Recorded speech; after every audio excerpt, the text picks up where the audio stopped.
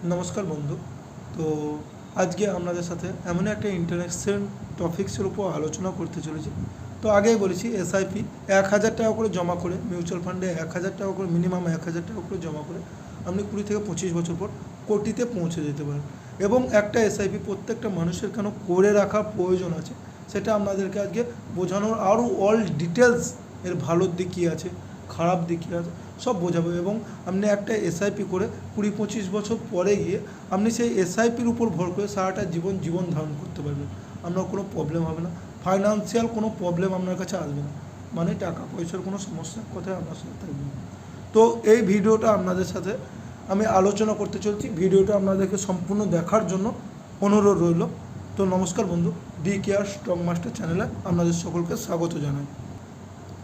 তো বন্ধুরা, আগের ভিডিওতে আমি আপনাদেরকে এর যে সিকিউরিটি সিস্টেম, এখানে যদি আপনি পয়সা রাখেন ইনভেস্ট করবেন, কোথায় ইনভেস্ট হবে, এগুলো কিন্তু ইন ডিটেলস আপনাদেরকে বলিনি। আগের ভিডিওটা দেখবেন, বেসিকগুলো আপনি ওখানে জানতে পেরে যাবেন। আজকে আপনাকে এই ভিডিওর মাধ্যমে সম্পূর্ণ দিকটা জানানোর আমি চেষ্টা করছি। তো মিউচুয়াল ফান্ড, আমি আগের ভিডিওতে বলেছিলাম যে মিউচুয়াল ফান্ড দুই ধরনের হয়, এক রেগুলার মিউচুয়াল ফান্ড আর এক হচ্ছে direct mutual fund. Regular mutual fund আর ডাইরেক্ট মিউচুয়াল ফান্ডের পার্থক্য কী আছে? রেগুলার মিউচুয়াল ফান্ড এটা ব্যাংক থেকে হয়, বিভিন্ন জায়গায় গিয়ে আপনি রেগুলার মিউচুয়াল ফান্ড করতে পারেন। আপনি বুঝবেন কি করে যে এটা রেগুলার মিউচুয়াল ফান্ড আর কোনটা ডাইরেক্ট মিউচুয়াল ফান্ড? তো বন্ধু, আপনার স্ক্রিনের দিকে একটু তাকান, স্ক্রিনের দিকে আমি দেখার চেষ্টা করুন। এখানে আমি মিউচুয়াল ফান্ডে ক্লিক করলাম, মিউচুয়াল ফান্ডে। তো এখানে দেখুন high return mutual fund, SIP with 500, tax saving mutual fund, large cap mutual fund, mid cap mutual fund, small cap mutual fund, বিভিন্ন ধরনের মিউচুয়াল ফান্ড দেখাচ্ছি। ঠিক আছে, তো আমি কালকে একটা মিউচুয়াল ফান্ড আপনাদের সাথে শেয়ার করেছিলাম, HDFC index direct plan growth. এখানে লেখাই আছে অলরেডি ডাইরেক্ট প্ল্যান গ্রোথ। তো কী করে বুঝবেন যে এটা ডাইরেক্ট মিউচুয়াল ফান্ড না রেগুলার মিউচুয়াল ফান্ড? এবং ডাইরেক্ট মিউচুয়াল ফান্ডে ইনভেস্ট করে আপনি কতটা প্রফিট পাচ্ছেন, আর আপনি যদি ব্যাংকে থেকে কোনো রেগুলার মিউচুয়াল ফান্ডে ইনভেস্ট করেন তাহলে কতটা প্রফিট পাচ্ছেন সেটা আপনাকে দেখানোর চেষ্টা করছি। ঠিক আছে, তো দেখুন আপনি কী করে বুঝবেন যে এটা রেগুলার মিউচুয়াল ফান্ড না ডাইরেক্ট মিউচুয়াল ফান্ড? নিচে লেখা আছে দেখুন, expense ratio and exit load and tax. তো এখানে দেখুন এক্সপেন্স রেশিও হচ্ছে 0.2%, 0.2%। ঠিক আছে, তো 1%-এর অনেক কম, 98 পয়েন্ট কম। তো এই এক্সপেন্স রেশিওটা আপনাদেরকে দেখুন, এখানে এই ইন্ডেক্স ফান্ডে আমি সাজেস্ট কী জন্য করেছিলাম আপনাদেরকে। ঠিক আছে, তাছাড়া দেখুন 1 বছরের আগে যদি আপনি পয়সাটা তুলতে চান, রিডিম করেন, তাহলে আপনার চার্জ কী কাটবে? 0.25। ঠিক আছে, তো তারপর দেখুন স্ট্যাম্প ডিউটি ইনভেস্টমেন্টের জন্য আপনার কত পয়সা কাটবে, ট্যাক্স ইমপ্লিমেন্টের জন্য কত পয়সা কাটবে, A to Z আজকে আপনাদের সাথে শেয়ার করব। তো বন্ধু দেখুন, এখানে অল ইন এভারেজ রিটার্ন কত বলেছিলাম? 13 টাকা 14%, 13.41%। তো দেখুন আমি একটা স্মল ক্যাপ মিউচুয়াল ফান্ডে দেখাচ্ছি কত পার্সেন্টেজ রিটার্ন। দেখুন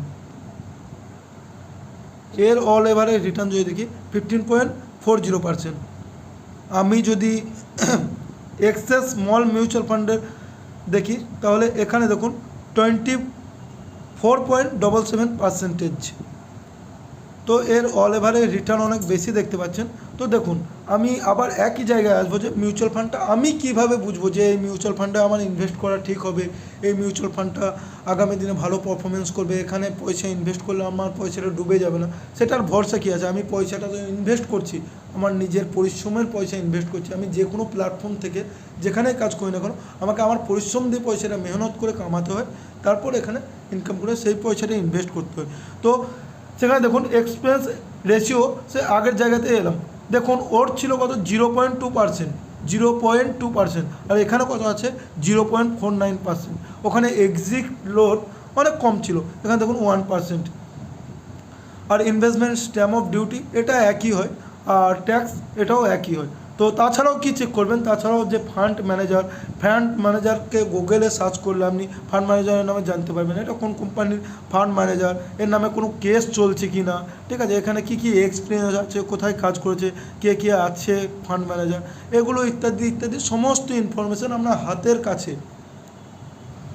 আর আপনি যদি রেগুলার মিউচুয়াল ফান্ড মানে ব্যাংকে গিয়ে আপনি মিউচুয়াল ফান্ডে ইনভেস্ট করেন, তাহলে ওখানে আপনাকে ম্যানেজার সাজেস্ট করবে যে এই মিউচুয়াল ফান্ডে আপনি ইনভেস্ট করুন, ভালো হবে, এত টাকা রিটার্ন পাবেন।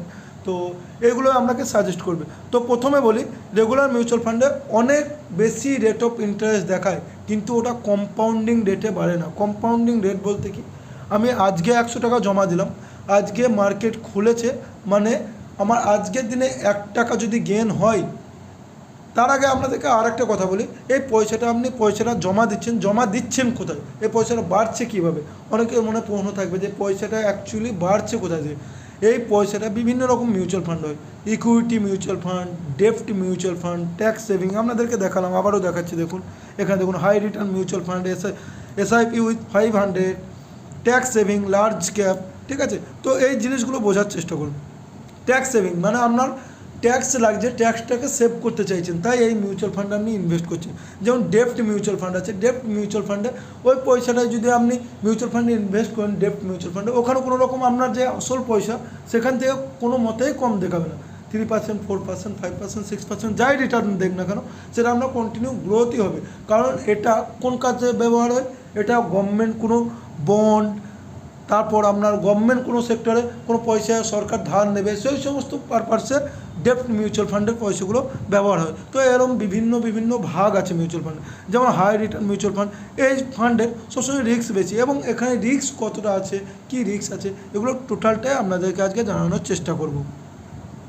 তো দেখুন আপনাদের সাথে আমি কেন HDFC index, SP, BSc, Sensex, direct plan growth এই মিউচুয়াল ফান্ডটাই কেন আপনাদেরকে সাজেস্ট করছি, এবং অন্যান্য মিউচুয়াল ফান্ড আমি কেন সাজেস্ট করিনি সেটা বোঝার চেষ্টা করুন। দেখুন এখানে অল ওভার আমার রিটার্ন দিয়েছে 13.41%, ঠিক আছে।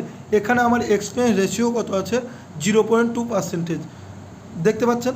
তো এখানে দেখুন এই ডিফারেন্সটা কোথায় আসবে, 0.2%, মানে আমার 13.41% থেকে 0.21% আমার চার্জের উপর কমে যাবে, ঠিক আছে। তো এটা আপনাকে ক্যালকুলেটারে নিয়ে যে দেখাচ্ছি, এসআইপি ক্যালকুলেটারে, যে এর ইফেক্টটা লং টাইমে যে কোথায় ইফেক্টটা আসবে সেটা আপনাদেরকে বোঝানোর চেষ্টা করছি।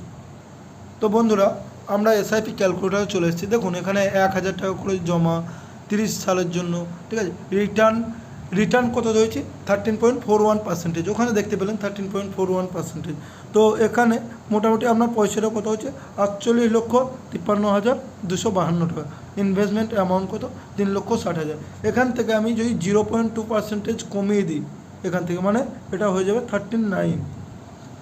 তো এখানে দেখুন 48,53,252 টাকা আছে। তো লং টাইমে যে এটা কতটা ডিফারেন্স হয়ে যায় সেটা আপনি বোঝার চেষ্টা করুন। 48,31,125, 48,31,125, আর 41% ধরলে কত হাজার ডিফারেন্স হচ্ছে, 31, 41%, 48,053, তাহলে 31 আর 53, 17,000 টাকার ডিফারেন্স, 17,000 তো দেখুন বন্ধুরা, তো এখানে আমি 341 যেটা পার্সেন্টেজ আমি রিটার্ন পেয়েছি, সেই পার্সেন্টেজ রিটার্ন ধরে আমার হচ্ছে 48,53,252 টাকা। ইনভেস্টমেন্ট অ্যামাউন্ট যা আছে তাই, ঠিক আছে। শুধু এক্সপেন্স রেশিওর জন্য আমি 2% কমিয়ে দিলাম, 0.2%। তো দেখুন এখানে আমার মোটামুটি 22,127 টাকা আমার এখানে কম দেখাচ্ছে এতদিনে, মাত্র 0.2%। তাহলে যেখানে এক্সপেন্স রেশিও 1-এর ঊর্ধ্বে হবে সেখানে আপনাকে ইনভেস্ট করা যাবে না। তাহলে এই পয়সাটা আপনার ওখানে লং টার্মের জন্য অনেক পয়সা আপনার কম হয়ে যাবে। তো বন্ধু কালকে আমি বলেছিলাম যে আরও শর্ট টাইমে মিউচুয়াল ফান্ডে 1,000 টাকা করে ইনভেস্ট করে কোটিতে পৌঁছানো যায়, এবং কোটিতে পৌঁছে যাওয়ার পরও আপনি কীভাবে ওইটার উপর ডিপেন্ড হয়ে যাবেন সেটাও আমি আপনাদেরকে বোঝানোর চেষ্টা করছি। তো দেখুন এখানে রিটার্ন ক্যালকুলেটারে এসেছি, এখানে আমি সেম 1,000 টাকায় জমা করছি, 1,000 টাকা, ঠিক আছে। 5 বছরে কত হচ্ছে, 60,000 টাকা জমা করছি, 1,13,567 টাকা, ঠিক আছে। 5 বছর কত রিটার্ন করছে? 21.35%। তো দেখুন আমি ক্যালকুলেটারে যে দেখছি, যদি 5 বছরে এটা করে 21.35%, তো এটা 15 বছরে কোথায় যাচ্ছে দেখুন। 15 বছর আপনি মাত্র 1,000 টাকা করে ইনভেস্ট করবেন, 15 বছরে আপনার অ্যামাউন্টটা কোথায় যাচ্ছে দেখুন। 15 বছরে 13,10,000, আর 10 বছর বাজিয়ে দিলাম, 25 বছর করে দিলাম। 25 বছরে কোথায় যাচ্ছে? কোটি টাকা। কীভাবে যাচ্ছে আপনাদের সাথে ডিটেলস শেয়ার করছি, আপনারা জিনিসটা বোঝার চেষ্টা করবেন। আপনাদেরকে প্রথমেই বললাম যে এটা ইনভেস্ট করলে তারপরে কন্টিনিউ এটা সুদের ওপর সুদ, তারপর সুদ। দেখুন এখানে ইয়ার লেখা আছে, মান্থ লেখা আছে, ব্যালেন্স লেখা আছে। 1,000 টাকা ইনভেস্টমেন্ট, 18 টাকা ইন্টারেস্ট এসছে, ঠিক আছে। আপনার আসল পয়সা কত হয়ে গেল? 1,018 টাকা। তারপরের দিন যখন পয়সাটা কমা এবং বাড়া হবে, যাই গেন হোক বা লস হোক, সেটা 1,018 টাকার উপর হবে, সেটা কিন্তু আপনার 1,000 টাকার উপর হবে না, ঠিক আছে। তো এইভাবে যখন আপনি শর্ট টাইমে এই পয়সাটা অনেক সময় আপনার লসে দেখাতে পারে, কিন্তু লং টাইমে গিয়ে যখনই আপনি ভাববেন লং টাইমের কথা, তখন আপনার এই পয়সাটা অনেক প্রফিটে দেখাবে। কারণ কখনো 5 বছরের পর যদি আপনি ভাবেন, কখনো এই পয়সাটা আপনাকে লসে দেখাতে পারে না। তো দেখুন বন্ধু, আমাদের কারো বয়স 20 বছর, কারো বয়স 30 বছর, কারো বয়স 35 বছর, কারো বয়স অনেক বেশি, ঠিক আছে। তো আমি যদি 25 বছরের জন্য 1,000 টাকা করে জমা করতে থাকি, তাহলে আপনাদেরকে কত দেখালাম? তাহলে আপনারা জমা করছেন পুরো 3 লাখ টাকা, ঠিক আছে। তখন আপনার কাছে মোটামুটি কত টাকা আসছে? আজকের দিনের হিসাব বলছি, আজকের দিনে মার্কেট ভ্যালু যা চলছে সেই হিসাবে বলছি। তো এর থেকে কম হলে আপনারা নিজের মতো হিসাব করে নেবেন, এর থেকেও যদি কম রিটার্ন পান তো হিসাব করে নেবেন। তো এর থেকেও প্রফিটেবল জিনিস আমি পরে আরও এক্সপ্লেন করে আপনাদেরকে বোঝাবো। কিন্তু এখানে আমি বলেছি একটা এসআইপি থেকে একটা মানুষের সারা লাইফ চলে যাবে। একটা মিউচুয়াল ফান্ডে 1,000 টাকা ইনভেস্টমেন্ট করে তার ইন ফিউচার 20-25 বছর পর গিয়ে সে মিউচুয়াল ফান্ডের উপর ডিপেন্ড করে তার সারাটা লাইফ কাটিয়ে দিতে পারে। কীভাবে সেটা একটু বোঝার চেষ্টা করুন। দেখুন এখানে 1,12,95,770 টাকা হয়ে গিয়েছে। তো এই টাইমে গিয়ে আজকের দিনে আপনার সংসারে খরচ হয়তো 20,000 থেকে 25,000 টাকা, বাস্তব কথা এরকম খরচ, তার থেকে বেশি হলে 50,000 টাকা খরচ হলো।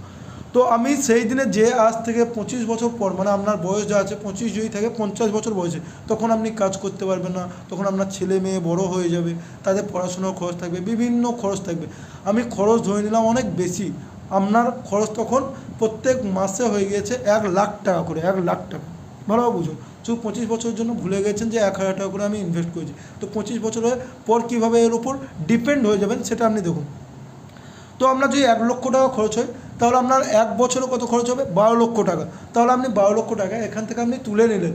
হ্যাঁ, এখানে আর একটা কথা বলি, 12,00,000 টাকা তুলবেন, তো এখানে সরকার ট্যাক্স লাগবে, সরকারকে ট্যাক্স আপনাকে দিতে হবে, বিজনেস ট্যাক্স হিসাবে আপনাকে ট্যাক্স দিতে হবে। ট্যাক্সটা কী সিস্টেমে দিতে হবে? ট্যাক্সের ব্যাপারে লেখা থাকবে, যখন মিউচুয়াল ফান্ডে ইনভেস্ট করবেন এমনি লেখা থাকবে। তো আমিও একবার বলে দিচ্ছি, শুনে নিন।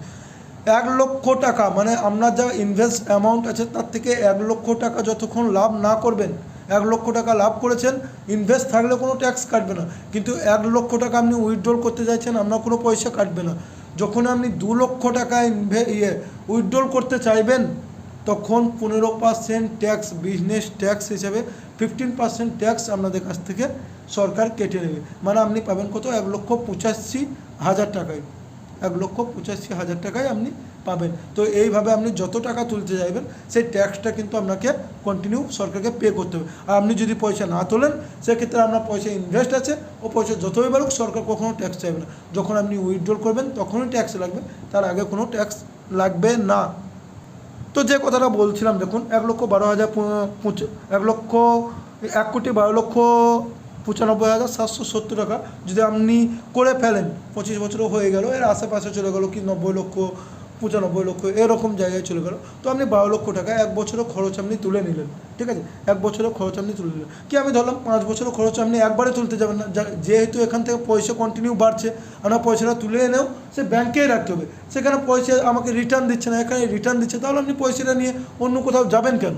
সেটাও তো আপনাকে ভাবতে হবে না। তো আপনি 12,00,000 টাকা প্রথম বছর তুলে নিলেন, তো 1 বছর পর গিয়ে এই পয়সাটা আবার কত বাড়ছে দেখুন। এখানে আমি 12,00,000 মাইনাস যদি করে দিই, আমি ধরলাম 1 বছর পর আমার এই পয়সাটা কোথায় যাচ্ছে দেখুন, 26 বছর করলাম, 1,39,000 হয়ে যাচ্ছে। 1,12,000 থেকে 1,39,000, আপনি 12,00,000 তুলেছেন, 12,00,000 যদি মাইনাসেও ধরেন, তা তাহলে এই পয়সাটা কন্টিনিউ এইভাবে বাড়তে থাকবে। আমরা পুরো পয়সাটা কখনো এখান থেকে জিরো করার দরকারই পড়বে না। এই মিউচুয়াল ফান্ডের ওপর ভরসা রেখে আপনি কন্টিনিউ আপনার জীবনের শেষ বয়সে এর উপর ভরসা করে আপনি 1000 টাকা ইনভেস্ট করে সারাটা লাইফ রিল্যাক্সে কাটিয়ে দিতে পারেন। ফাইন্যান্সিয়াল কোনো প্রবলেম আপনার জীবনে আসবে না। তাই বন্ধুরা, তো আপনারা মিউচুয়াল ফান্ডে ইনভেস্ট করার আগে 3টে জিনিস ফলো করবেন। 3টে জিনিস কী কী? মিউচুয়াল ফান্ডে ইনভেস্ট করতে গেলে প্রথম ফলো করতে হবে আপনাকে এই যে এক্সপেন্স রেশিও 1-এর ঊর্ধ্বে হওয়া চলবে না। 1%-এর ঊর্ধ্বে হলে সেই জায়গাতে আমার ইনভেস্ট করা চলবে না, 1 নম্বর। দ্বিতীয় নম্বর, ফান্ড ম্যানেজার ভালো হওয়া চাই। আর আপনি কিসে ইনভেস্ট করছেন সেটা আপনাকে নিজেকে খুঁজে বের করতে হবে যে আমি কোথায় ইনভেস্ট করছি, এখানে পয়সার রিস্ক কী আছে। আপনাদেরকে বললাম যে রিস্কের ব্যাপারেও বোঝাবো।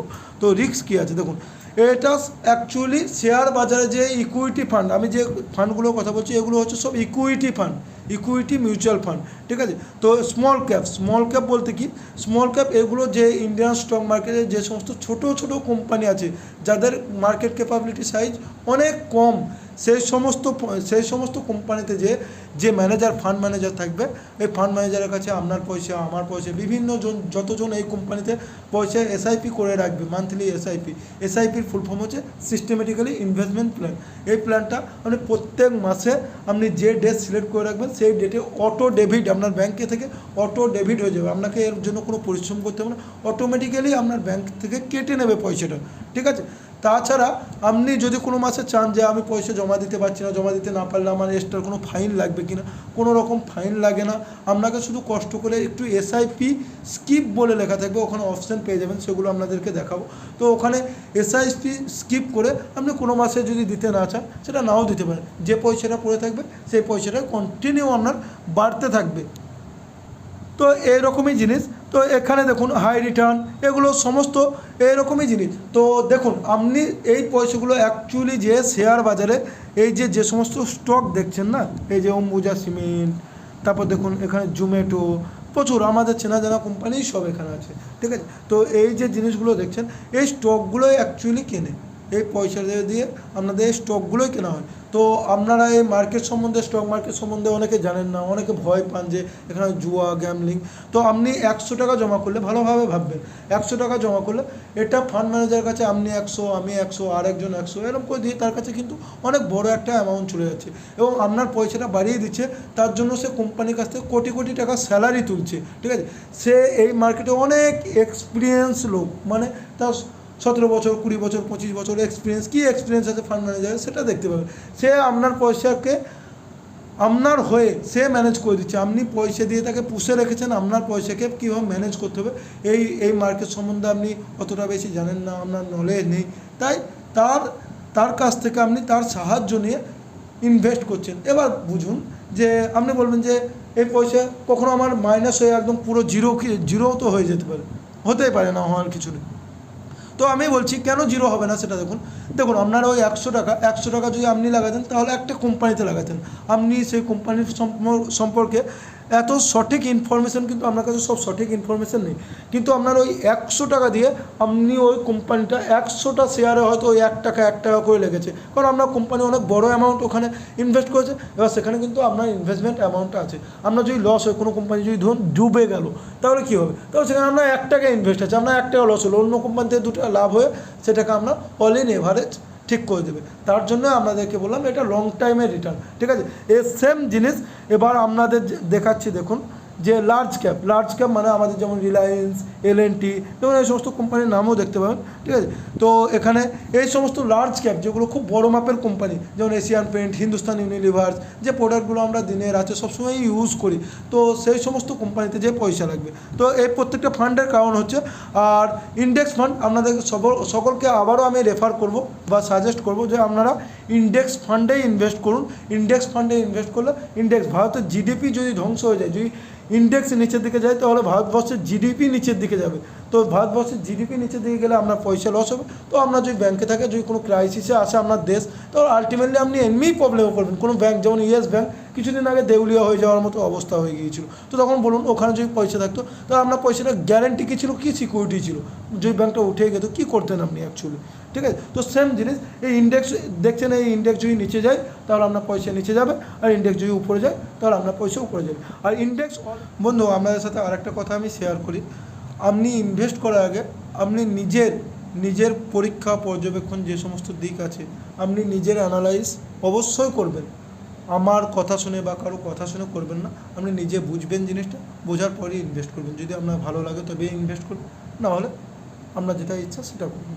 তো যাই হোক, যদি ভিডিওটা ভালো লেগে থাকে তাহলে লাইক করবেন, কমেন্ট করে কোনো অসুবিধা হয়ে থাকলে সেই ব্যাপারে আমাকে জানাবেন। এই সমস্ত ভিডিও, এই সমস্ত স্টক মার্কেট রিলেটিভ কোনো ভিডিও লাগলে আপনারা কমেন্ট করে জানাবেন। তাছাড়া আমি এসআইপির উপর আরও সিরিজ জানার চেষ্টা করব, আরও ডিটেলসে আপনাদেরকে জানানোর চেষ্টা করব। যদি আপনাদের এই ভিডিও থেকে কোনো ইনফরমেটিভ বলে মনে হয়ে থাকে তাহলে আপনারা বন্ধুদের সাথে শেয়ার করবেন। আর সবশেষে বলবো চ্যানেলটা সাবস্ক্রাইব করবেন আমার সাথে লেগে থাকার জন্য। ধন্যবাদ।